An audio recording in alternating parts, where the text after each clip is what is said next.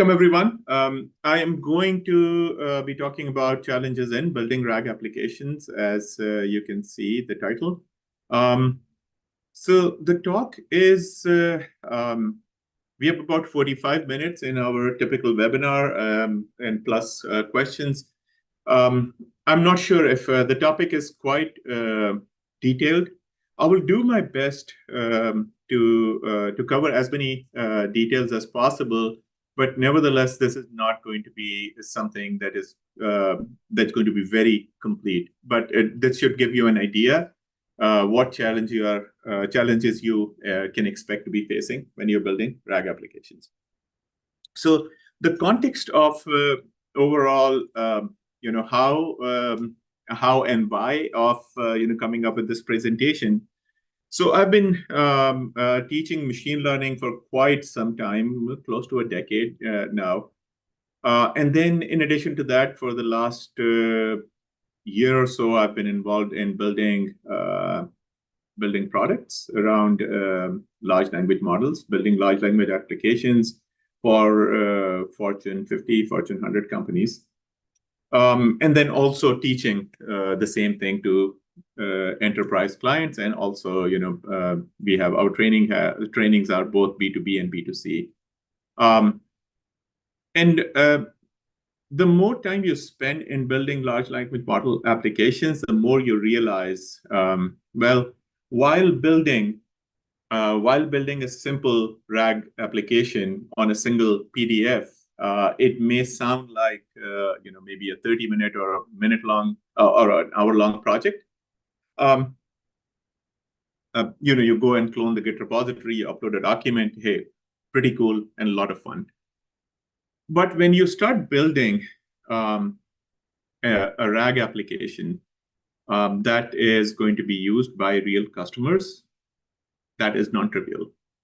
There are challenges that you will run into, pretty much at every stage, and I will explain what these stages are. I will not assume that you already know what RAG is. So I will, at a very high level, I will explain what RAG is. And then after that, what are the stages in a RAG application when you build an application using a RAG approach?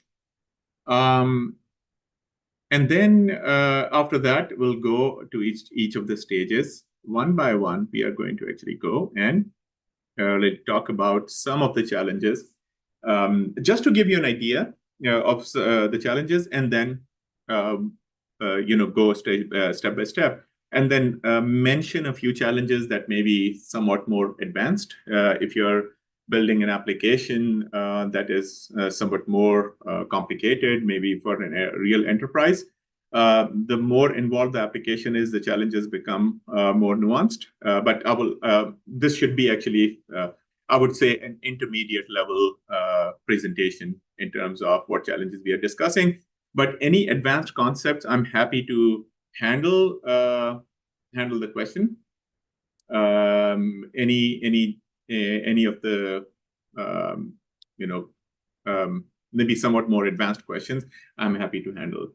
Okay, and then I see a lot of activity on Zoom chat. So I will request that, in the past, we had to end up actually blocking Zoom chat. So I would request that please, just be mindful in whatever you're posting, because it can be sometimes a bit distracting. So with that, let's get started. So when we talk about RAG is essentially retrieval augmented generation. And when you compare this with what are the other approaches, broadly speaking, you can either fine-tune a large language model. You take a Llama 2, Llama 3 model. You take GPT-4, GPT-4o. You take Claude by Anthropic, or you take Mistral, any of those foundation models. One of the approaches is you take that model and modify that model. The last few layers of it, modify the weights of the the model. You modify whether you take a transfer learning approach or a fine-tuning approach. I will not go into the details, but you customize your model based on what is needed, based on what is needed for your own enterprise scenario. Fine-tuning a model, modifying the foundation model such that you give it your entire data, and then modifying it such that it really updates its weights, parameters, as we call them, weights and parameters. If it modifies it, it can be actually, it has its own challenges. It has its own set of challenges, and they are beyond the scope of today's presentation. What I will talk about is an alternate approach where you use the same foundation model, you use the same foundation model, and you turn your inference problem into more of a retrieval plus inference problem. So you basically get some help from your traditional information retrieval approaches, and somewhat more of a modern information retrieval approaches called, semantic search, most notably. And I will explain all of that, what that means. So you get some help from information retrieval to augment your foundation model. So you're still using the same large language model under the hood. You're still using the same foundation model, but you are actually providing the model some context using traditional information retrieval. Okay, so let's look at it, how this whole thing works. So in a traditional RAG setting, these are the stages. One is the data ingestion stage. You take your documents. You have, let's say you have 50 pages in each document, 100 pages per document. You have 100. You have 1,000 PDFs. Each of them on average has 50 pages. Or you also have some Excel files. You also have some image files with some text data in them. You have some CSV files, and you have some other file formats. How do you actually go about and store them for efficient retrieval down the road? So the first step that comes in is you are going to modify or you are going to break down these individual documents into what we call the document chunks. And I will be referring to this term called chunks very frequently, hence there is this highlight here. I will be referring to chunks quite a bit. So try to understand what this is. So you're taking an entire document and you're breaking it down. It could be page by page. It could be by character. It could be by number of words. We call them tokens in LLM land. You can actually do it by 2 pages, 3 pages, 4 pages at a time. And there are different approaches for breaking the document down into chunks. Why break the document down into chunks? Because an entire document potentially may not be able to suited for eventual handling by your large language model. We call it the context length. So your entire document may not fit in the attention span of your large language model eventually. So what do? We are going to actually convert or break this document down into small chunks. Let's, for simplicity, assume that it is on a page-by-page basis. All of these are PDFs. Assume that all these documents are PDFs. And every page, so I'm breaking down each of the documents into pages. I take each of the pages and run them through something that we call an encoder, and then convert them into some sort of vector representation.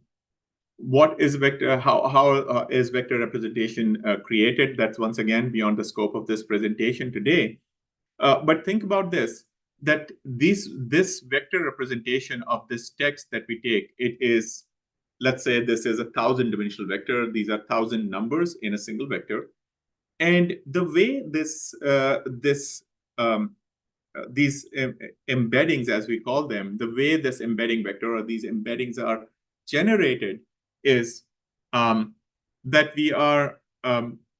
that the documents that have similar words are going to be close by in that high dimensional space. And when I say similar concepts, it's a classic example in this case is, let's say one document had a lot of references to a king and a kingdom, and another document has references to maybe queen. Even though the two words are very distinctly different words, but semantically, conceptually, these two words are similar. And hence, these documents that have similar ideas, similar concepts, tea and coffee, tea, coffee, and green tea, they might be actually close by. And so basically, the idea is to, even if the words don't have similar the words in the documents are not similar, they are semantically similar. The meaning is somewhat similar, and you actually convert them to embeddings such that the documents that are similar, they are close by. The documents that are dissimilar or very dissimilar, they are far away from each other. And there is this thing called a vector DB, and vector DB, think of that as a special purpose store, data store. I should call this out, right? So it's a data store where we store these things called embeddings, and it handles all the indexing and properly storing, and it makes the retrieval more efficient. Just like we have SQL databases and we have NoSQL databases, similarly we have these vector databases that actually make all the vector operations very efficient. When a user comes in, and the user says, maybe a user query is, give me all the, so let's say these were all your enterprise tickets, right? So you are an e-commerce company. These are all the tickets that you had. So now you have summarized all the, so you have put all these tickets in this embeddings, and now the vector representations of all these tickets are here. And then you ask this question, give me all the tickets where the customer complained about the packaging being bad. And now what this query would do is it will be converted into a vector itself. And necessarily the customer may not ask the query as, or when you are asking this question, you may not ask the query that the packaging was bad. You might say the box was broken, the box, the tape was coming off. And you may ask things slightly differently. The beauty of semantic search is when you search this, it actually understands what are the general ways of describing the same problem. And it is hopefully, and this is one of the challenges, hopefully, you will be able to actually retrieve the relevant tickets that were related to packaging that was not done properly. Okay, so I already see some questions coming in. Let me try to handle as many questions as possible. It would be best, because in chat there is other things popping up as well. So if I don't answer your question, maybe I missed it, please post it in Q&A tab, and I will be able to actually take it, filter it from there. So Sean, your question is, how much art is involved in chunking the document if you break by page? What concept run over the page will the embedding process ensure that they stay connected? No. And that is the hardest part about RAG is chunk optimization. From my experience, day in, day out, and I will allude to a few of the things. No, embeddings don't ensure. If anything that embeddings don't see, if the concept was, if I chunk by page and then the complete detail was right after where you draw the chunk boundary, no, you missed it. And that's the hard thing about building a RAG solution. So you already probably have some appreciation there. What is the best practice for choosing the chunk size? There are different techniques, and there is no one size fits all. I will mention a few things around the best practices in using chunk size. So we'll see. And this talk is about actually some of those issues. So going back to it, the user queries, then the relevant chunks are retrieved. So for instance, summarize all the issues related to broken packaging, right? So I'm hitting my vector database. I want to know where did all of those issues happen, right? So, and what my query is vectorized, it goes and compares against all the existing tickets. And I define 8, 9, 10, 15, whatever the number of chunks is. So it will return me those that many number of chunks. And then I take that answer, I take that answer along with my user query and give it to my generation model. And my generation model takes all of those tickets and acts on that instruction that I was, acts on that thing that I was asking about, right? So summarize, so it will go and summarize all of that. And then my response actually comes back to the user. So if you look at this, there are challenges in data ingestion stage when you are actually pulling data into your vector database, and not necessarily vector database. We'll talk about hybrid search down the road. It can be your standard keyword or lexical search. Then there are challenges around retrieval stage. When you're retrieving the documents, then what happens? Then there is, how do you process your query? What if the user intent is not clear? What do you do in that case? And then you have, this thing when you have generated the response. How do you handle that? So a lot of challenges. And if you look at that, I'm mentioning only few of the challenges. There is, if I start mentioning, randomly, I can probably count to a few dozen problems that I have personally witnessed and found them difficult to handle. So could be data issues leading to a cascade effect down the pipeline. Imagine that if your data is garbage, if you have a lot of irrelevant document, maybe inaccurate information, incorrect information, you have some sensitive data, you have some PII data that you actually ended up pushing in. Well, if you pushed it in, expect anything could happen. Okay.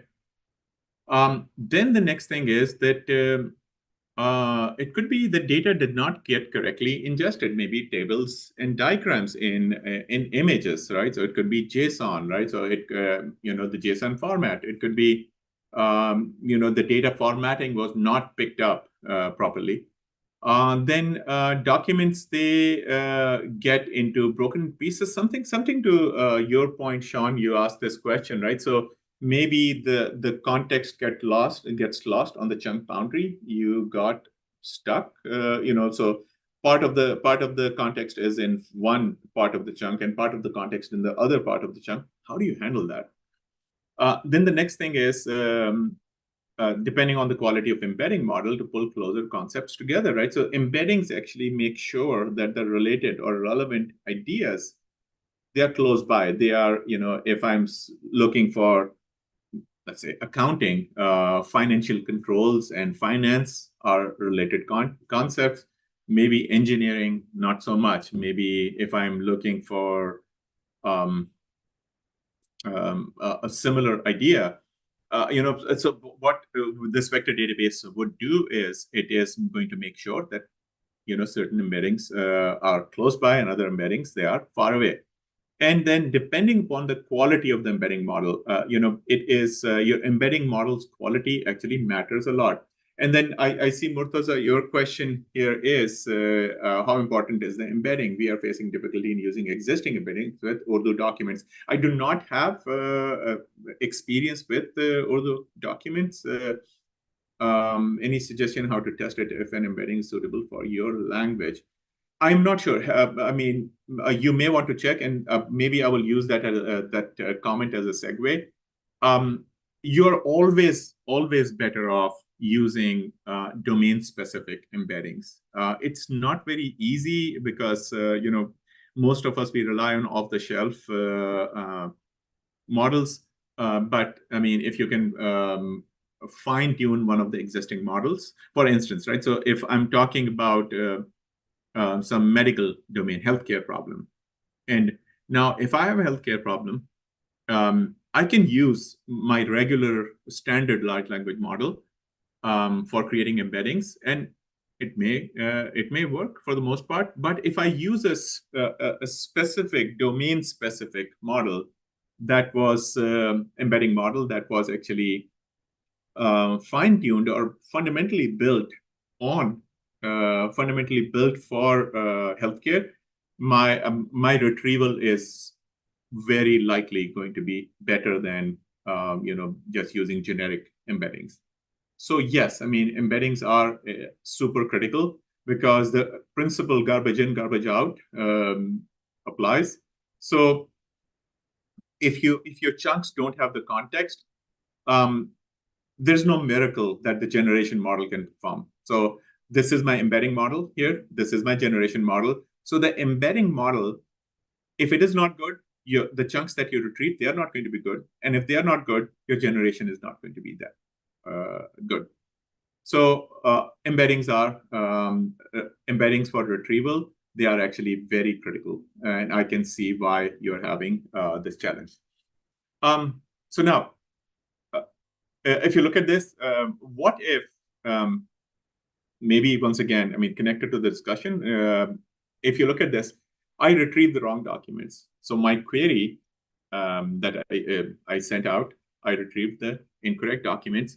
So now if I pass incorrect documents to my generation model, even if it is GPT-4 Omni, there's not much that can be done, because at the end of the day, it is garbage in, garbage out. Okay. Why would I retrieve wrong documents? I will explain that in just a bit. Once I'm mentioning the problems at a very high level. These are by no stretch of imagination. These are complete.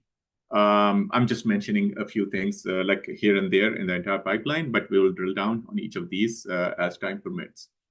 And one of the reasons the documents can be incorrectly retrieved is unambiguous or incomplete user query. I mean, I don't know how to ask questions, right? So I ask a question, but I mean, I meant this, but it was something else, and I was unable to retrieve the documents, right? So there are ways to correct this. Then there is answers. Either the answers don't use the correct documents, or for other reasons. The models just simply hallucinate, or they were unable to capture the essence of the retrieved. Even if correct chunks are retrieved, the generation models can sometimes make a mistake. So with that, once we understand the entire RAG pipeline, a basic naive RAG pipeline, as I like to call it, I will go to each of the stages and mention a few problems here and there. Let me take some of the questions.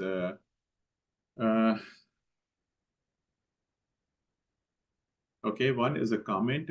Yes, Muhammad Ali, you have described the process of converting the document into embeddings. Yeah, is there a step that figures out how many chunks need to be sent over to LLMs as context? Harish, if you can figure this out, you probably have a very good maybe 100 million, if not $1 billion idea. There are a lot of companies that actually claim to do that, and we also have a product. And at the end of the day, if you are familiar with I'm not sure, Harish, what your background is, but if you are coming from a classic machine learning background, it's almost like I see a lot of parallels between chunk optimization and parameter tuning in your machine learning model. Yes, I mean, there is more to it in a RAG pipeline, but chunking and the chunk size, chunk overlap, and all of that is the key. And many of the frameworks, notably LangChain and Llama Index and Semantic Kernel, they actually are solving similar problems. They are actually exactly solving. I mean, every day I see, and I will mention a few things like how do you optimize the chunk, and I will mention a few things that I know and I'm aware. Some of them, most of them, we have tried. Some of them that we have not tried, but I'm aware that they do exist. So Yannick, your experience is small to big is the best, right? Small for precise, big for context. Yes and no, Yannick. But yeah, I mean, in general, I agree in principle that is how you will discover. But whether it is yes, I mean, that's the discovery process. That you will start with maybe some smaller chunk size and then start going big. But there are other techniques that I hope I will get some time to actually mention. So now, do similar chunks produce similar embedding results? When you say similar, right? So even if you're not exactly, even if you're exactly identical, there is some non-determinism. So no, similar chunks would not produce similar embedding results. I can say similar chunks will produce similar embeddings, right? They are going to be close by, but they are not. They are no guaranteed that they are going to be exactly the same vector representation, and that is what makes everything quite hard. Let's look at this. Now, in the data ingestion phase, you have data pre-processing. Your data can be in many different formats. Your data could be in a SharePoint. It could be in a Dropbox. It could be a PDF. It could be an Excel. It could be a JSON. It could have data quality issues. So forget about AI. There's a lot of basic software and data engineering work that you need to actually get right for your entire RAG pipeline to work. Then we have already talked about chunking, right? So, there is a lot of challenges around chunk optimization. Embeddings, we have already talked about it, right? So how do you, what kind of embeddings do you want to have? A smaller dimensional of embeddings or like a high dimensional embeddings? Do you want to um, do you want to have custom embeddings, or you want to have some standard off-the-shelf embedding model? And how do you index it such that your retrieval is very efficient? All of these challenges and more. I've mentioned this, right? So documents can be, any types of documents. You have PDFs and tables within PDFs. You have images and text within images. You have a zip file that was uploaded that has more. You have your data is in OneNote. Your data is, just imagine your PowerPoint, your Word document. How do you handle all of that? And disparate data sources, right? So you have some data in your Salesforce, some data is in your Dynamics CRM. So you have data that is semi-structured. So imagine all possible data sources that are there, and that makes it challenging. Okay. Let me see, Ajay. Your comment is the response I get to be an accumulation of multiple documents. Is there a way to reverse engineer where the data was from? Will the same query always produce the same result as long as the underlying data has not changed? That is actually, Ajay, this is, I don't know if you have experienced this or not. No, that is, there is so many sources of non-determinism. LLMs, by definition, they are stochastic. They are under the hood, you're predicting the next token. So even if exactly the same thing, you don't change anything, you might get a different response. And that lack of reproducibility, it actually makes it even harder. So the short answer is no. There is same query is not going to produce the same results no matter what you do. I mean, it can if you cache it, but it is not going to. There's no guarantee. Okay. So the next thing is, I think I alluded to this data quality issue. So make sure that you are doing your due diligence, because the garbage in, garbage out principle still applies. OpenAI, Llama 2 and Llama 3 and Gemini and Anthropic and Mistral. I mean, there's a lot of hype and buzz around all of those things. But under the hood, the data is still the king. You still need your data, you still need data to be uh, of high quality. You still need data to be easier for your large language model to understand. And when you're creating embeddings, your embedding model should not be at a disadvantage when you are actually using, and if you due to your data quality. So now, LLMs are why do we create chunks? I mean, why not give the entire document to and create embeddings out of it? You can do that. You can certainly do that. The problem, however, is that there is, if you retrieve the entire document and pass it to your LLM, that can actually, you can be out of the context window. I wish we had time to actually talk about that in detail, but think of that as your generation model's attention span. You're outside of that. Your model does not have that much attention span. So you actually, you chunk it down, and also it makes your embeddings and retrieval more robust, right? And you can divide your document into sections like paragraphs and sentences, and or maybe some other. I mean, this is not the only way, right? So it could be pages, paragraphs, sentences, and it could be more semantic in nature. What are some of the chunking strategies? Come up with more like a fixed sized chunk. Could be sentence-based, it could be paragraph-based, it could be page-based. You're increasing the context window if you do this. But there are other approaches, right? So you are taking a fixed size chunk, but there is overlap from the previous chunk to the next one to preserve that context. Then there is other chunking strategies, and I will mention only a few of them just to give you an idea how complex the problem is.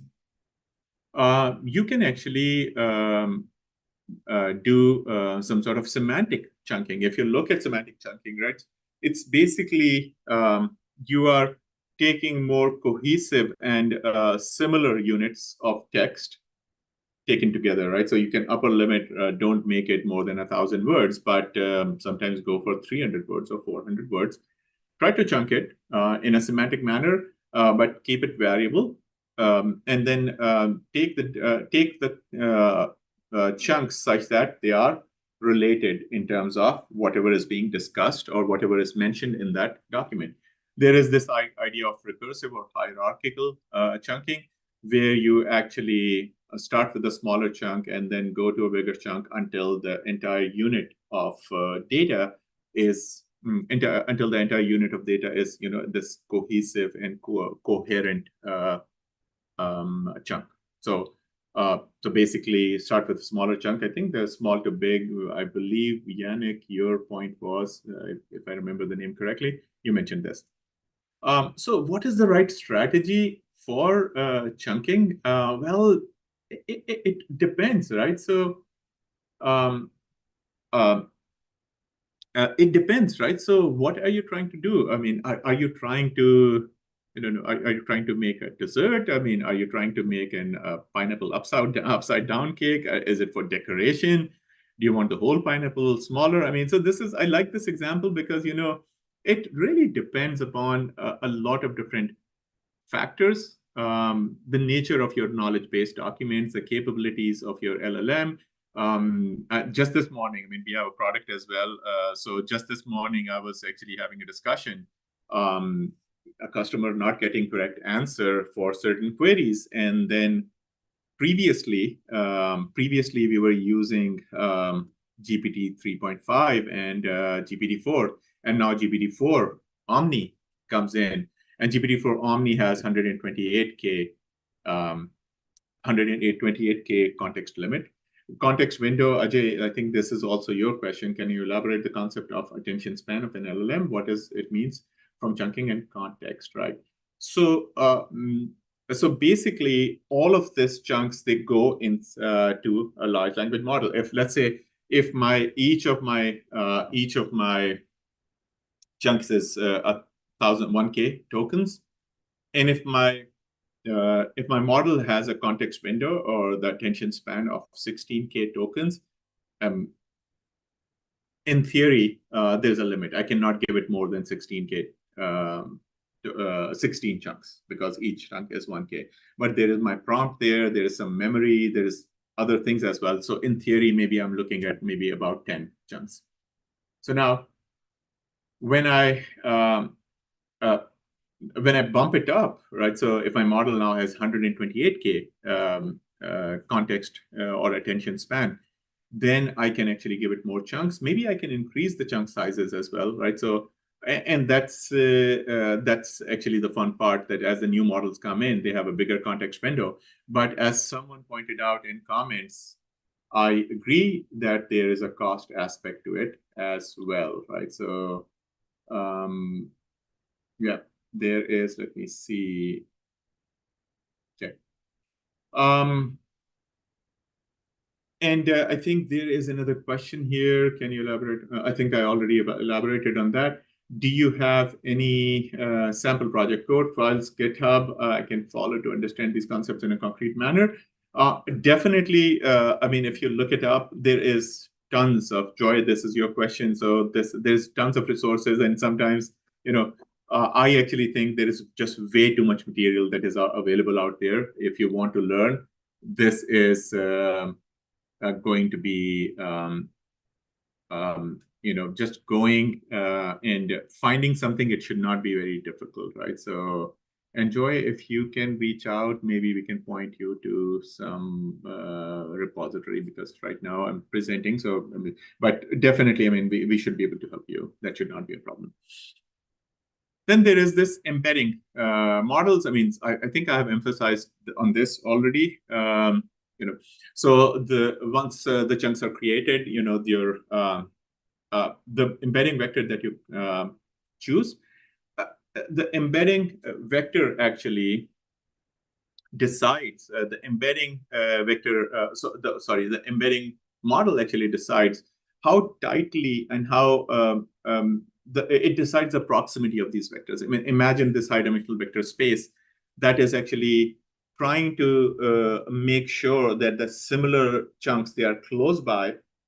And when the query comes in, the query actually really hits the right set of chunks. So embedding model is going to make a lot of difference. And even after all of this, even after you've done all of this, scale, software, as all of us know, right? So software is easy to build. I mean, but software that scales and works very well, flawlessly, or maybe with minimal issues, it is actually hard. So the scalability, how many chunks, how many documents, what if someone throws like 100 gigabytes of data at your application at the same time? How are you going to handle that? How are you going to parallelize, right? So the large language models, the services that you would typically use, they have their own limitations, and sometimes the services that you're using are unable to scale because of some underlying engineering reasons. So how do you actually build your retry logics, and how do you handle for a lot of other things, and most importantly, the cost?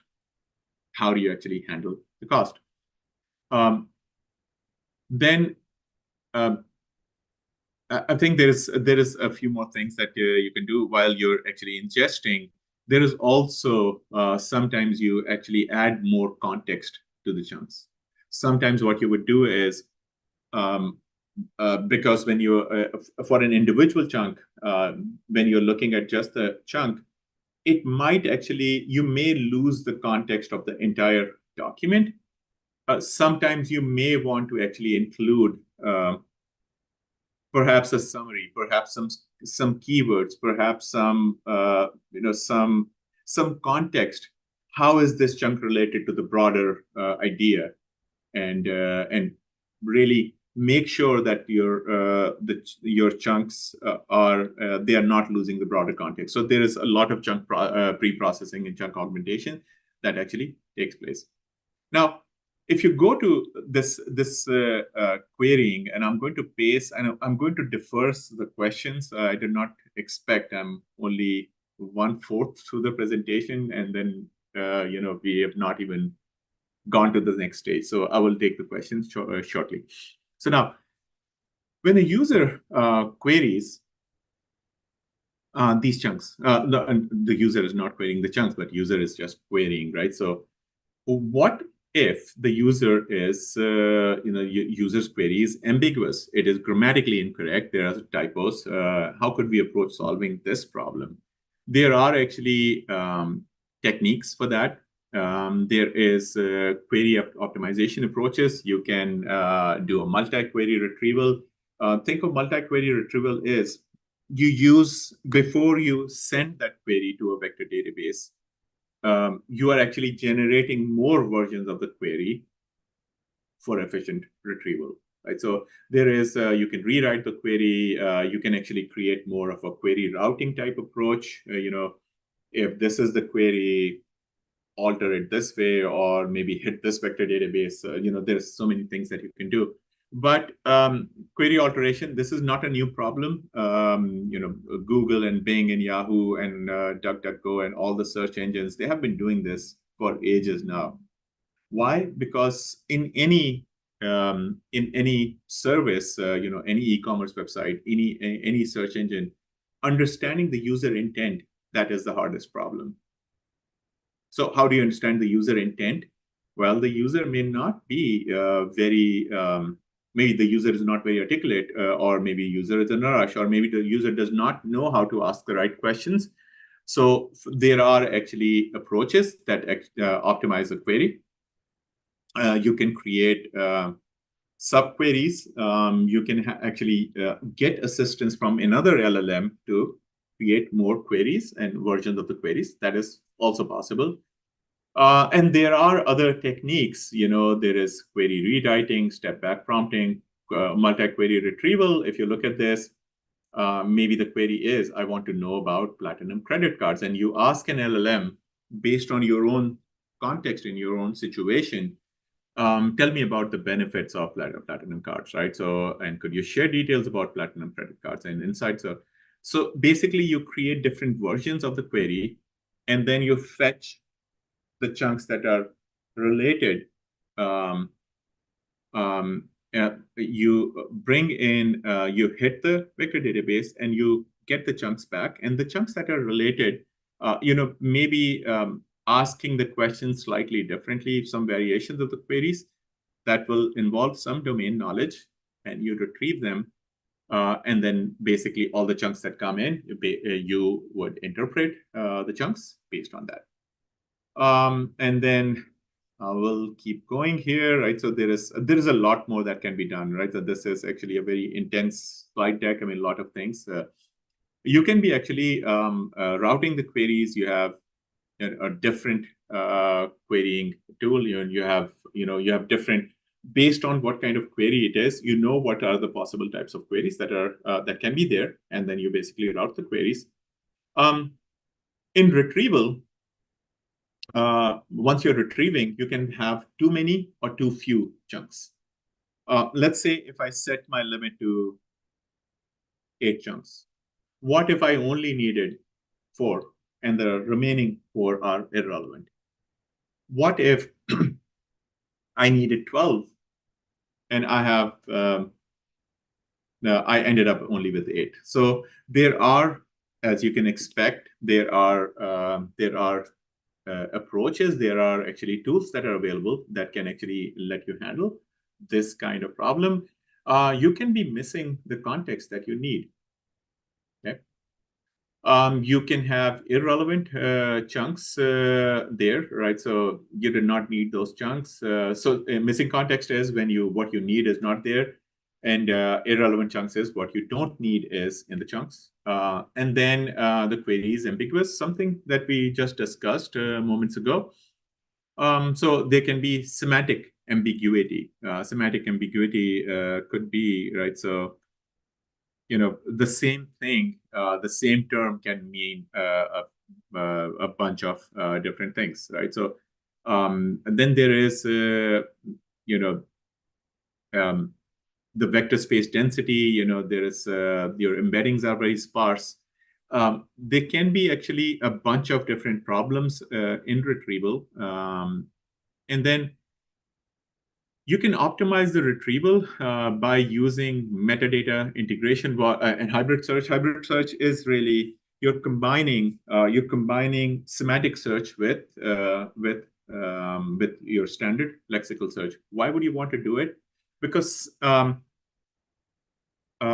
sometimes what may end up happening is that if you focus only on the semantic side of it, you may end up with if you focus only on the semantic side of it, you may end up with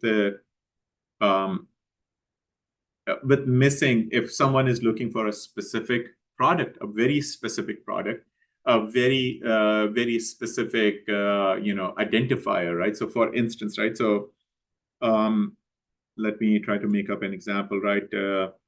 I am a car repair shop, right? So, and I'm saying, give me all the, and I have all my repair history, right? So, give me all the repair issues with, or maybe,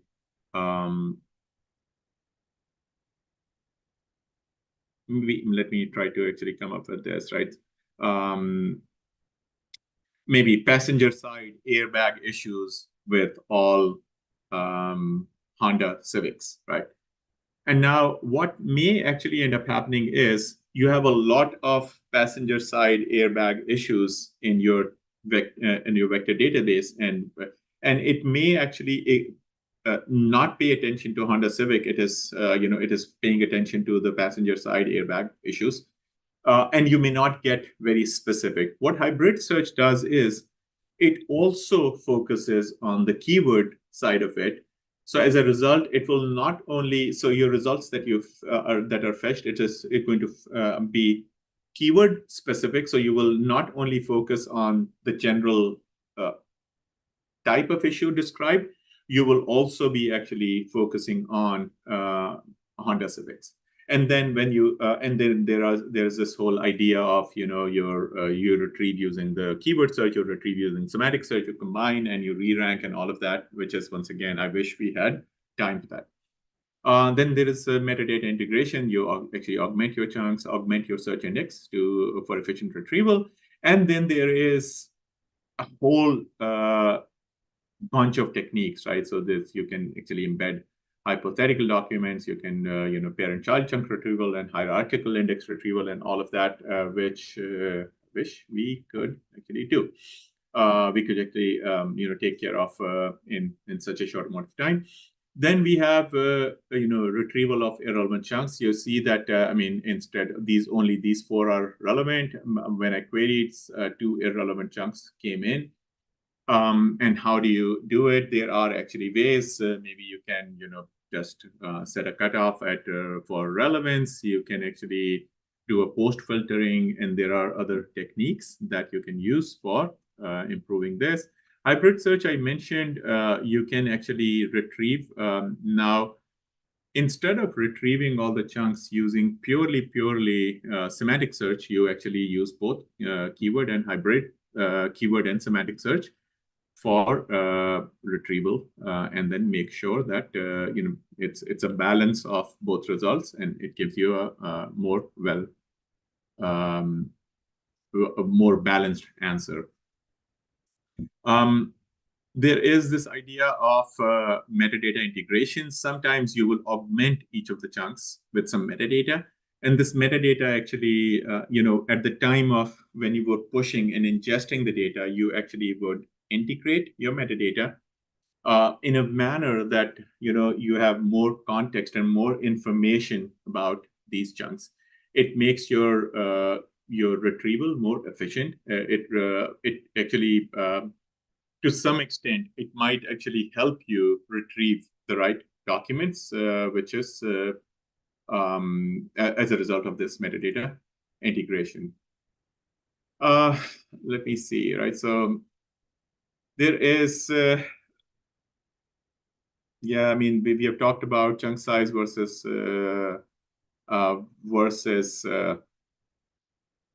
context required. I think we have talked about this repeatedly then you may want to actually, when you're retrieving a chunk, you also are retrieving the parent associated. So basically, you have recursive chunking, and you're not only retrieving the child chunk, you are also retrieving the parent chunk. So you can combine and then come up with a slightly bigger chunk. Query ambiguity, there is a technique. We are already, I can't believe this is already 50 minutes. So you can resolve query ambiguity with this thing, what we call the hypothetical document embedding. And basically, it is you want, you actually create this. So for each query, you have these hypothetical documents that you create, and then you put them in the vector store. And this is actually a cure for poorly phrased queries. There is all I can say is that, make sure that you go look it up. This is something that is incredibly useful, that you should be looking at. Let me actually see. I am going to, in the interest of time, I'm going to talk about, some of the key things. There's also this concept of multi-document agents, right? So maybe you can separate these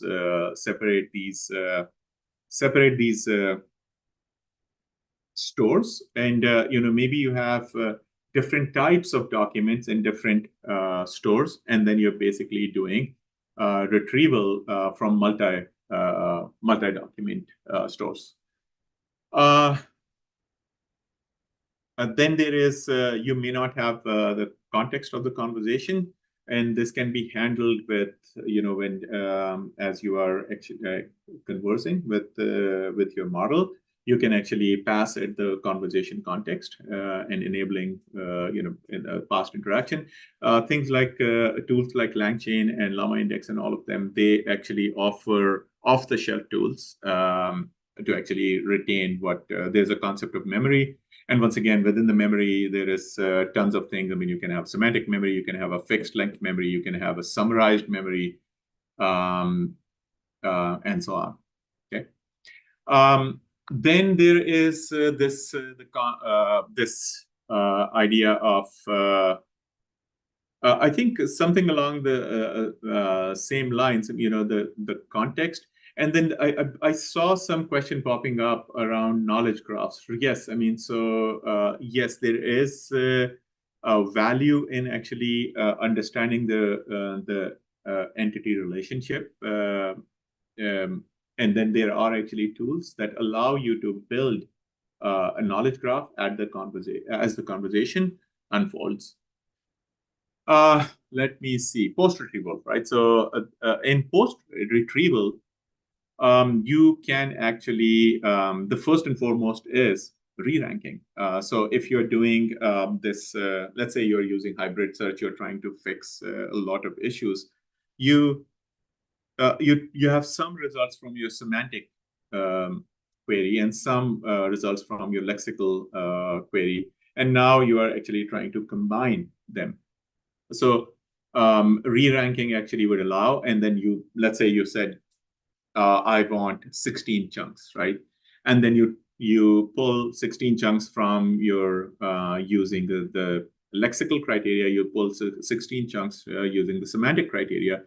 Now you bring 16 chunks from here and 16 chunks from here. You actually re-rank them. You combine them, and you take the top 16 based on some re-ranking criteria.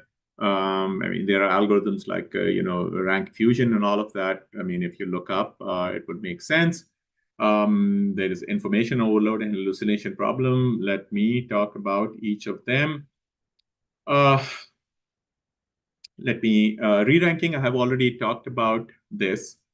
There is also this interesting problem, right? So you can have, there is some research that suggests that the order, because all of these chunks actually go to an LLM, a generation model. And when all of these chunks go to a generation model, there are some research that suggests that we call it the lost in the middle phenomenon, which actually suggests that the tokens or the text or the context that is there in the beginning of the entire prompt. An entire prompt would be the user query, the system prompt, and the chunks. Everything that goes to my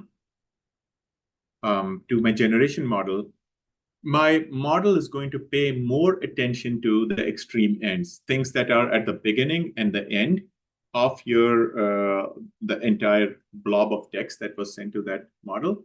And then there are some re-ranking, or there are some approaches that actually make sure that the most relevant ones, if you look at this, there is 1 and 2 and 3 and 4 and 5 instead of 1, 2, 3, 4, and 5. So basically, keep the most relevant ones at the extreme. There are some standard re-ranking techniques that do exist. And I've explained the purpose of this re-ranking. And how do you re-rank? You're going to re-rank based on how relevant is this to the query? How well can this answer the query? How well can this one answer the query? How well can this one answer the query? And then you alter their positions based on that re-ranking criteria. There is different ways of re-ranking. You can use different kind of scores, different kind of similarity scores. I mean, cross-encoder being one, and there is other cosine similarity, etc. Let me actually see what else. There are many different approaches to this. Response generation, let's talk about it. Yeah, I mean, when you talk about, and I'm not going to cover all of these, they exist, and you can see, I mean, I'm slowly going through the slide, so you will have the video. If you look at this, let's say when I search and I get a bunch of document chunks. Now think about this. If I have 8 chunks, each of them is 1,000 tokens. Essentially, I'm giving 8,000 tokens to my my generation model. But the question is, do I need all 8,000 tokens? Can I condense some of the because I'm charged based on the pricing is per 1,000 tokens. So do I need to send all of that information? So we sometimes would actually compress the amount of information, once again, using an LLM. How about this chunk, whatever is said in this chunk in the context of the question, can you compress this? Can you say it more, can you phrase it more precisely? So when I send this entire chunk to my LLM, I don't end up consuming that many tokens. Also, when you compress the information, you are more precise. You don't have, you don't have a lot of, distraction there. There is actually, frankly, this space is evolving. I wish we had the time to go over all of these, but there are actually contextual compression techniques to handle that information overload. I mean, contextual compression can also help us overcome that that context window limit, because, well, if it is 128K tokens, then your whatever you pass to that model, it has to be under that limit. And there are some off-the-shelf information compression libraries. LangChain has one. I've not looked into Llama Index, but definitely LangChain has it. And I will go here slowly. Domain adaptation, you can actually fine-tune your model. If you are, there are actually models. I mean, we have one of our partners for our data science, the large language models bootcamp.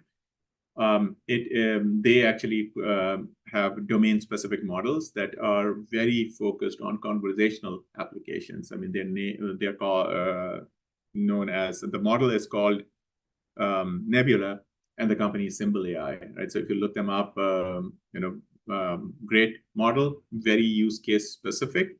Then there is Bloomberg as a financial GPT. I have seen other models as well. I mean, different Apple, Microsoft, they have domain specific, very domain specific models. And there's this whole wave of what we call the small language models that is emerging. And the idea is that these large language models, these 70, 100 billion parameters models, they're great. But sometimes you may be able to get by with a 2, 3, 4, 5 billion parameter models that are very customized to domains, and you may end up actually doing a better job with a very domain specific model. And yeah, I think chaotic context, as the name suggests, right? So you have a lot of information that is very, very disorganized. And then there are ways to actually handle it. And I think what I will actually do is, I think I knew that this was an ambitious task to actually go through all of these slides. But, nevertheless, here we are, almost toward the end. How do you handle hallucinations? I've not discussed guardrails. I've not talked about access controls. What if the information is coming from a document that I should not have access to? I'm in an enterprise. How do you implement those access controls? Then we have this problem of, what if the response is inappropriate? What if the response contains a social security number or something that is against the company policy? All those things, right? So, and hallucination. There is, you may want to add some guardrails on top of your responses. You may want to add some guardrails in, for that matter, to prompt inputs. There is, I think what I will do is, we are way over time. So what I'm going to do here is I'm going to actually see anything that I should be able to. Yeah. So let me go through these questions that have been asked. So Vishal, your question is, how is cross-encoder similarity score between two different statements different from cosine similarity between the vectorized embeddings? So Vishal, there are different techniques. You can take a Euclidean distance, you can take a cosine similarity, you can take a dot product, you can take, as you mentioned, basically there are different approaches, and they may be actually suited for a very specific scenario.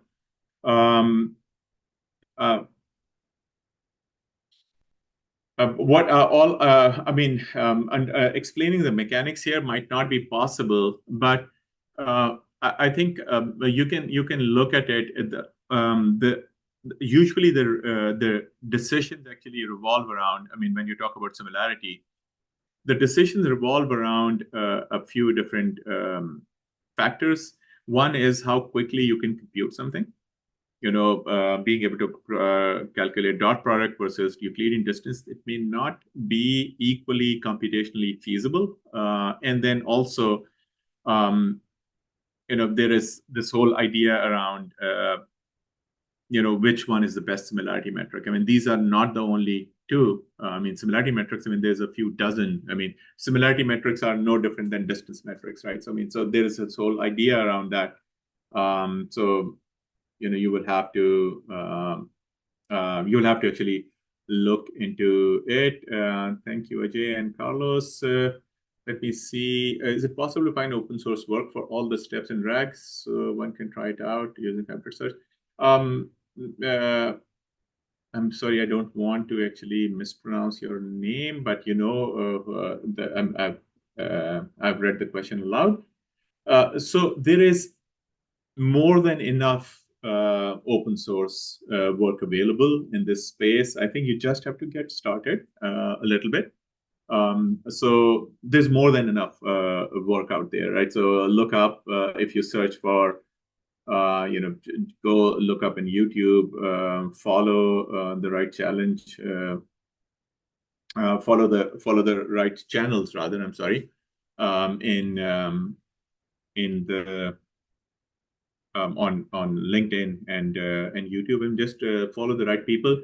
And unfortunately, I mean, like anything, a lot of influencers out there, they are just marketers. I mean, they are not real people, right? So that's the unfortunate part of the world that we live in. But I mean, Llama Index would be a good, LangChain would be a good channel to follow. I mean, they usually post good stuff. Most of the time, their stuff is good.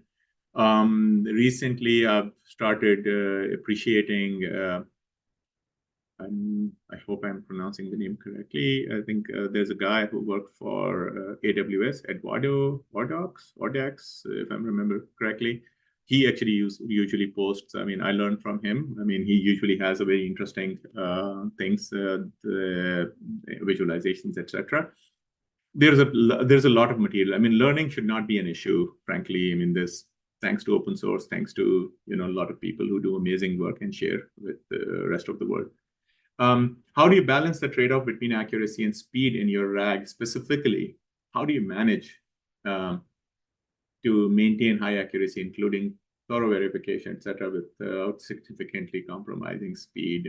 So Yannick, that's isn't that how life is, right? So when you pay attention to one thing, other things goes out of control, right? So, so yes, I mean, there is speed, latency, and cost. I mean, usually when people say, I mean, what are the broader issues? I would say, look at it in 3 dimensions: speed, latency, and cost. And for the most part, right? So, if I, as of last time I checked, right? So GPT-4, I believe GPT-4 Turbo is about 20 times more expensive than GPT 3.5. And GPT-4 Omni is about 10 times more expensive. So if you look at this, I mean, I may be mixing up the price, but Omni is a good right now in our RAG solution that we are giving to people. We have actually a one-click RAG deployment product that we have many customers for. And then basically our selling point is you focus on building your applications. You don't focus on building the RAG yourself. You just focus on creating it. And so we have a product for that. So over there, we give people options for all of the different types of models. We have like 7 or 8 available. Mistral is there, Llama 2, Llama 3, GPT-4, 3.5, and 4 Omni, and I believe one more is there. And really, we let the customer decide. But this is something, and one more thing, actually. So when you go from GPT 3.5 to GPT-4 Turbo, GPT-4 Turbo may be actually more, it gives a more detailed and well-structured and nicer corrector information, but the speed is an issue. How do you account for that? So usually, you can actually get your GPT 3.5 Turbo to work well as well if your chunks are correct. If your prompts are tighter. So there is actually, I wish I could answer this question without sounding like that I'm avoiding this question, because this is, Yannick, this is actually a tough one that you're asking. And then I can spend actually an hour actually explaining to you what trade-offs we have made. And Ali, I see that you're registered for our upcoming Seattle bootcamp. Yes, we are going to cover this in a lot of detail, and you will have a lot more context. This is typically we cover these topics around day 4 or day 5, once you have internalized a lot of different challenges. So yes, we will be covering these topics in our bootcamp. We cover all of these in a lot of depth, and this is probably I don't know, maybe about 3 to 4 hours module after 4 days of training that we discuss, and we go and pinpoint everything that you saw here. Do you have any recommendations for who to follow? I already answered this. Yannick, I will check. We don't plan to share the PDF because this is our bootcamp material, but I mean the video is going to be posted, so you will have access to the content. When divided into chunks, if there is any repetitive info or chunks, is there any form of optimization? Yes, there are actually tools. Remember this chaotic information compression and all of that. There are techniques that actually can handle this repetitive information, right? So there is a lot of things that are possible. Ali, your question again, when should we fine-tune our own embedding model for retrieval? I would say not anytime soon. Don't do it earlier on, because it's almost like, yes, I mean, definitely that's an approach, but don't rush to doing it, because you may be tempted to. And since you are going to be at the bootcamp, Ali, so you will actually, the moment you do fine tuning, and you will say, "Hey, man, this is tough," right? So getting right fine tuning, because we will be actually fine tuning a Llama 2 7B 7 billion parameter model. So when you actually do it, you will realize that no, I mean this is tough business. It is going to be hard. So I would say that maybe it's a detailed discussion, and I wish I could answer this in so quickly. Okay, then there is in the talks are around AI agents now. Which part or RAG can utilize them? So think of, that's a very good question, right? So so think about this, that you have let me go back, right? So the multi-agent, I wish I could have included this, right? So I think I need to modify the slide deck, right? So let me actually go all the way to the beginning of this, right? So think of it as, when you talk about multi-agent, think of that, and it could be many manifestations. But think of this as that instead of you writing the query, you are asking a single agent. You have multiple agents. The same question either gets routed to each of them and only one of them answers, or it could be that and there are different kind of agentic behaviors. Once again, I don't know who asked this question. If it is Ali, then so some of you are actually, I know some of you are attending our upcoming bootcamp. But I mean, when you look at it, it could be that the agents are more coordinating. Maybe one agent tells the other agent what to do, another agent what to do, another agent what to do, right? So there are different kind of agentic behaviors. They could be referring to the same vector database. They could be using the same